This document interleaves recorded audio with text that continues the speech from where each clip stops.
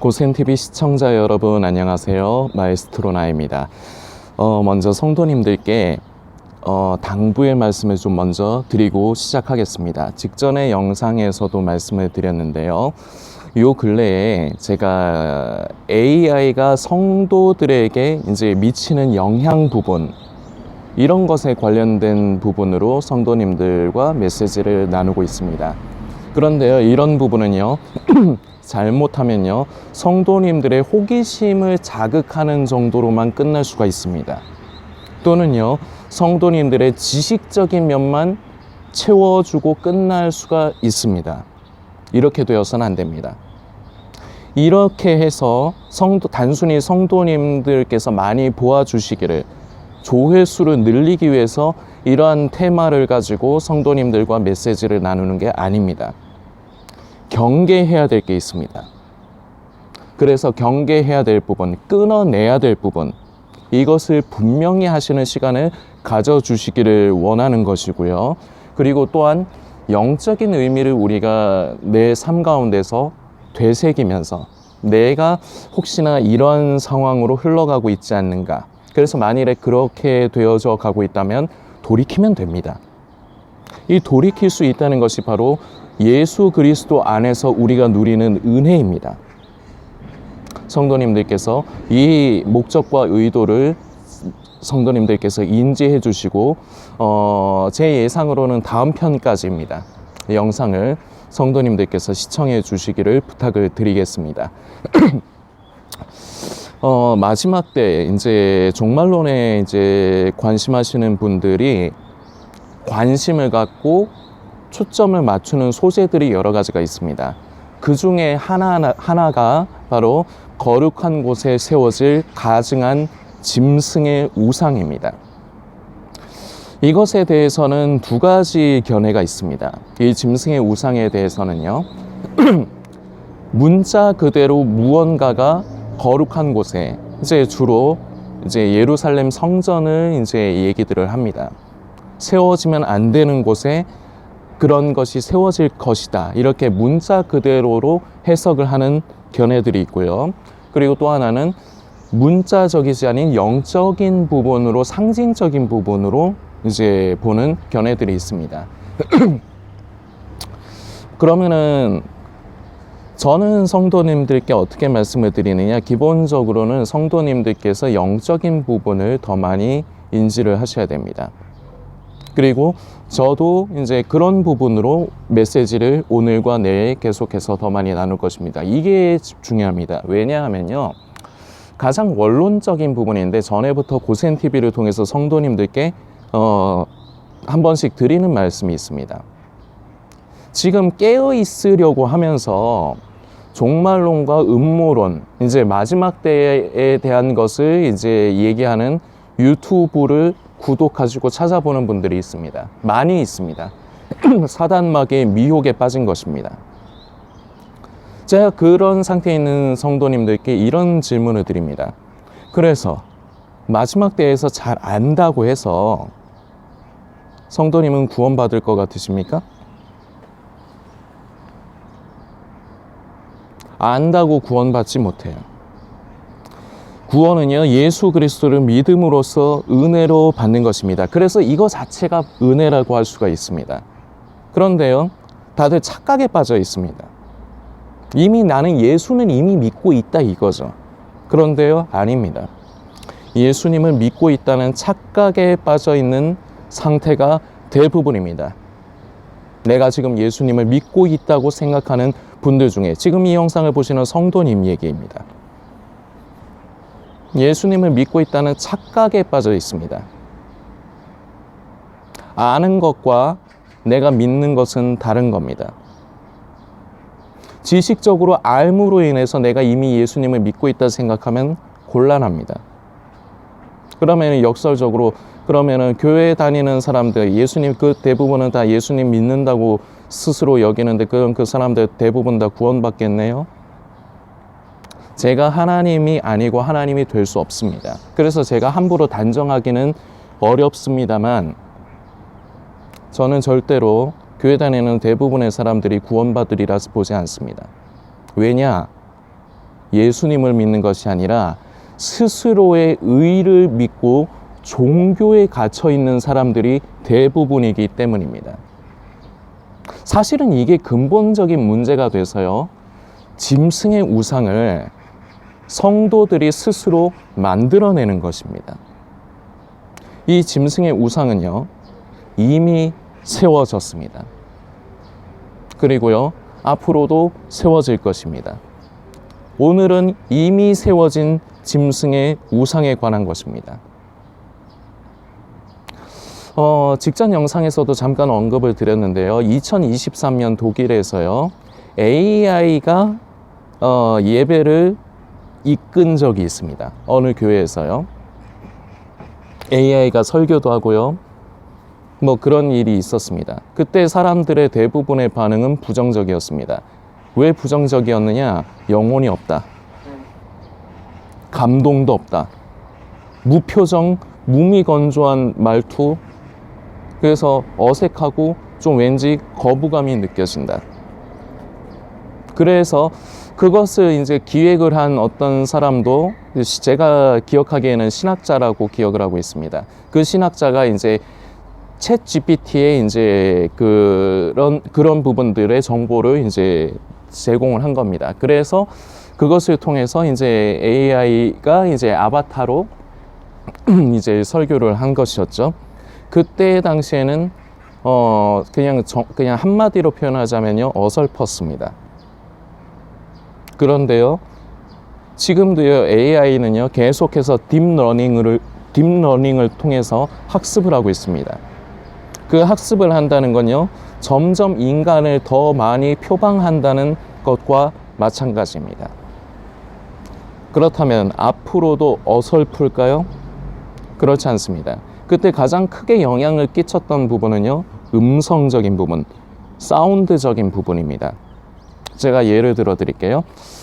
저는 콘솔 게임을 하는 사람입니다. 저는 온라인 게임, 소위 말하는 PC방에서 주로 하는 게임들 있죠. 뭐 와우?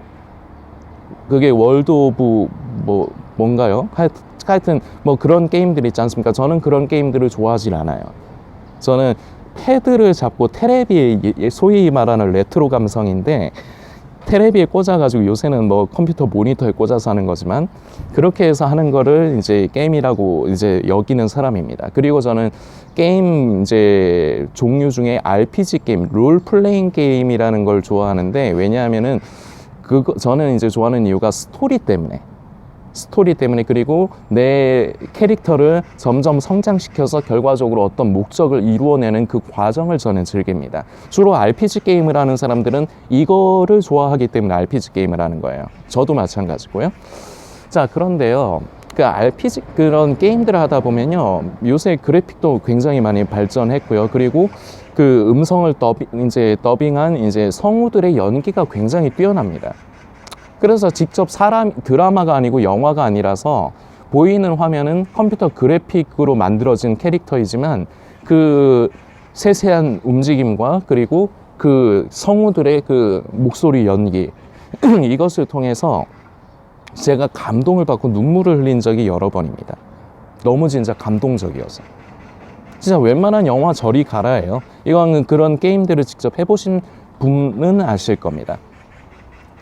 그런데 왜 제가 그 게임에서 그 감동을 받고 눈물도 흘리고 그랬느냐? 이게 보이는 시각과 들리는 음성이 결합이 됐기 때문이에요. 그만큼 성우들이 음성 연기를 뛰어나게 했고요. 감정에 이입이 잘 돼서 뛰어나게 했고요.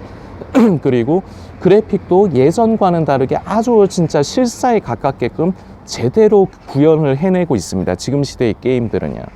그래서 이것들이 보이는 시각과 청각이 합쳐지니까 그것이 잘 전달이 되는 거예요, 그만큼. 그런데 2023년도에는 이 두 가지가 결여가 되었습니다. 그러니까 사람들에게는 어색한 거예요. 그런데 이게 해결이 된다면, 다시 말씀드리지만요, AI는 지금도 가만히 있지 않아요. 지금도 학습하고요. 지금도 점점 인간에 가까워지고 있습니다. 그러면요, 이것들이 해결이 돼요. 여러분들이 이렇게 생각을 하실 수 있습니다. 강대상의 그 로보트 같은 게 이렇게 서가지고 그게 이제 AI 시스템으로 구동이 되면서 로보트가 이제 설교를 한다고 그러면은 왠지 좀 딱딱하게 느껴지실 수 있겠죠? 그런데 그것이 저번 영상에서도 말씀드린 어떤 투영 기술에 의해서 거기에 이제 어떤 이제 캐릭터가 강대상의 목사님의 캐릭터가 세워지고요. 어차피 소리는 스피커를 통해서 듣는 거 아닙니까? 더욱더 자연스럽고 그리고 감정이 이입이 된 말로 메시지를 전한다면요. 그때 당시에 사람들이 다시금 그 AI가 인도하는 예배를 드리면 아마 다르게 느낄 겁니다. 이 청각적인 부분과 시각적인 부분이 더욱더 인간에 가깝게 되어져 가면서 이렇게 되면요. 그리고 또 하나 말씀드릴 게 있습니다. 초원 어플리케이션이라는 게 있습니다. 아시는 분은 아실 거고요. 그리고 이용하시는 분들도 있을 겁니다. 이용을 하신다면 10대에서 30대 사이겠죠. 이게 무엇이냐? 기독교 기반 AI 기반 기독교 어플입니다. 설교 메시지도 전해줄 수 있고요. 그리고 목사님처럼 상담도 해줄 수 있습니다. 그리고 익명성이 보장이 되다 보니까요. 10대에서 30대 사이에 이용하는 자가 가장 많다고 합니다. 지금 현재 전 세계적으로 88만 명 정도가 가입이 돼 있고 그 어플리케이션을 설치를 했다는 얘기겠죠. 그 중에서 꾸준히 이용하는 건 15만 명 정도라고 합니다. 이걸 왜 이용하느냐? 목사님한테 뭔가 나한테 고민이 있는데 이걸 목사님한테 대놓고 여쭤보기에는 꺼려지거든요. 익명성이 보장이 되고요. 그러다 보니까 어플에게 묻는 겁니다. 이게 뉴스 기사로, 신문 기사로도 이제 인터넷에 이제 올라와 있는 게 있는데, 매일경제신문에 이런 기사가 올라와 있는 게 있습니다. AI 주님. 그만큼 젊은 세대들이 이 첨단의 기술을 이용해서 자신이 해결하지 못하는 부분을 AI를 통해서 해결을 하고 있다는 겁니다. 그리고요, 이미 일어나고 있는 부분이지만 코로나 이후로는요, 이 온라인 예배가 굉장히 많이 퍼졌습니다. 그래서 이것에 익숙해져 있습니다. 성도님, 온라인 예배에 대해서 어떻게 생각하십니까? 인간적인 측면을 얘기해 보겠습니다. 편하죠? 저의 상황으로 말씀을 드려볼게요. 저는 제가 지금 섬기고 있는 교회를 가려면 왕복으로 2시간 정도가 소요가 됩니다. 대중교통을 이용해야 되고요. 날이 항상 좋은 날만 있습니까? 비 오고 비가 많이 오고 그런 날은요, 신발이 또 다 젖어요. 그럼 양말도 축축해져요. 찝찝하죠.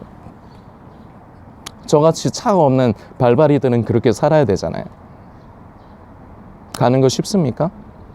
그리고요, 저는 아침에 일부 예배를 섬깁니다. 일부 예배가 오전 8시인데요. 저는 보통 교회에 7시 30분 정도, 그 정도쯤에 이제 도착을 합니다. 그래서 준비도 해요. 물론 정확하게 얘기하자면 교회에 도착하기 전에 이미 저는 목을 풀어놓고 준비를 해둡니다. 이제 교회를 향해 걸어가면서 버스에서 내려서 교회를 향해 걸어가면서 허밍으로 이제 목을 풀어요. 아침 일부 예배 때 찬양 인도를 보조해야 되기 때문에. 그게 어떤 면에서 보면 저는 이게 익숙해져 있어서 별로 그렇게 힘들다 그런 감흥이 없는데, 만일에 그렇게 느껴지지 않는 성도님들이 계실 거란 말입니다. 왕복으로 2시간. 그리고 또 비 오고 또 날 춥고 날 더운 날에는 또 땀 삐질삐질 흘리고. 자, 이런 부분에서 집에서 유튜브 틀어놓고 예배 드리는 거 얼마나 편합니까? 그리고요, 시간도요, 꼭 정확한 시간을 지키지 않아도 돼요. 내가 편한 시간에. 이게 문제입니다. 예배의 진정한 의미를 모르는 것입니다. 이건 AI도 모르더라고요. 그래서 가르쳐 줬어요. AI는 지금도 학습 중이니까. 제가 왜 가르쳐 줬느냐, 저 똑똑한 거 AI랑 싸워서 이기려고. 제가 재밌는 우스갯소리 좀 하나 하고 갈까요? 요 근래 제가 AI를 테스트를 많이 해보고 있거든요. 제법 똑똑해요. 제법 그리고 정확해요. 지식적인 면의 전달 면에서는 굉장히 우수합니다. 그런데 제가 느낀 점은 무엇이냐, 지식은 있는데 지혜는 없다. 왜냐? 인간이 아니니까. 이게 이 AI의 한계입니다. 이거는 그리고 앞으로도 바뀌지 않을 거예요. 지식은 있어요. 똑똑해요. 그런데 지혜는 없습니다. AI에게 가르쳐준 제가 예배의 진정한 의미를 가르쳐 줬는데 왜냐? 그걸 검색을 하는 사람들이 있을 거거든요. 그럼 그 사람들한테 가르쳐 주라고 제가 AI에게 가르쳐 줬습니다. 예배의 진정한 의미, 구별입니다. 구분입니다. 무엇을요? 하나님의 것과 나의 것을 구별하고 구분하는 겁니다. 기존의 고센TV 성도님들은 아실 겁니다. 제가 예배에 대해서 설명한 부분에 대해서 아실 겁니다. 주일을 예를 들고 그리고 저를 예를 들겠습니다. 저는요, 교회를 가려면요, 새벽에 6시 전에 일어나야 됩니다. 보통 제가 알람을 5시 50분쯤에 맞춰 놓습니다. 그렇게 해서 움직여야 돼요.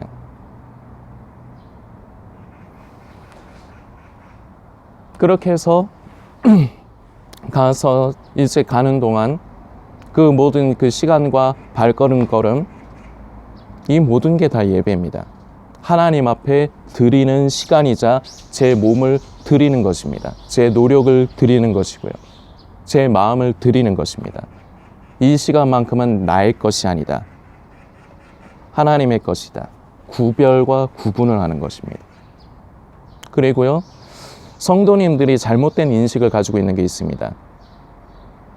예배를 의식으로 생각을 하는 부분입니다.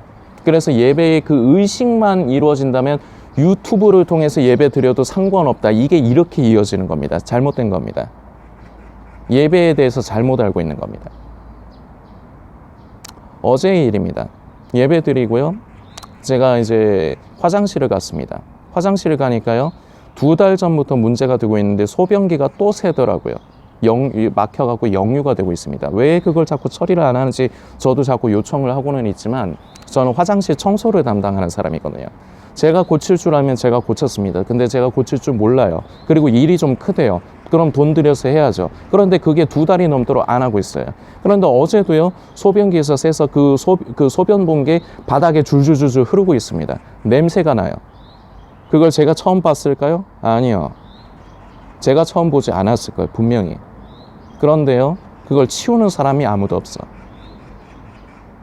부랴부랴 호수 갖고 와서요, 물 뿌리고요, 그때 사람들이 많을 때라 가지고 제대로 청소할 수 없어요. 그리고 전날에 이미 제가 새벽에 가서 제대로 청소를 해놨으니까.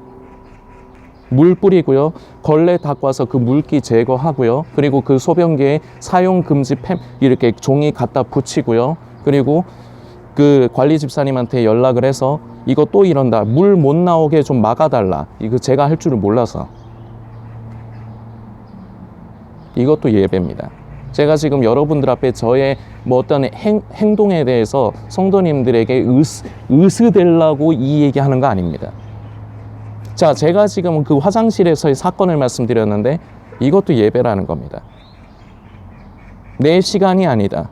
하나님께 나의 시간을 드리고 내 마음을 드리고 내 물질을 드리고 구별하는 겁니다. 구분하는 겁니다. 그래서 예배라는 것은요, 내가 어떤 의식적으로 뭐 찬송 드리고 기도하고 말씀 들으면 그게 예배라고 생각하는 그 관점을 깨십시오. 잘못 알고 있는 겁니다. 그게 예배가 아니에요. 그렇기 때문에 사도 바울 선생은 너희 몸을 거룩한 산 제사로 드리라는 로마서의 말씀을 기록을 할 수가 있는 겁니다. 이 모든 게 예배예요. 하나님을 위해서 하나님의 시간과 나의 시간, 하나님의 것과 나의 것을 구분하는 것, 이게 바로 예배입니다. 그리고요, 섬기는 것입니다. 그런데 예배를 자꾸 말씀을 듣고 찬양하고 기도하는 것, 이 의식으로만 예배를 가두어 두기 때문에 그래서 결과적으로는 이어질 수밖에 없는 게 온라인으로 예배 드려도 되잖아. 이렇게 되어져 가는 것입니다. 그리고 이게 발전할 겁니다. 어떻게 발전하느냐? 제가 예상하는 건 2가지고요.